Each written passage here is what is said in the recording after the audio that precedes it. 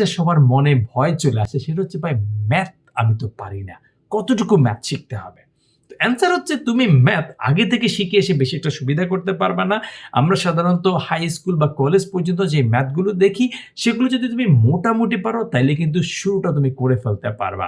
এবং এই যে কম্পিটিটিভ প্রোগ্রামিং, কনটেস্ট বা প্রবলেম সলভিং সেক্ষেত্রে তুমি যখন সামনে আগাতে থাকবা অনেক ম্যাথ চলে আসবে সেগুলো তুমি করতে শিখবা।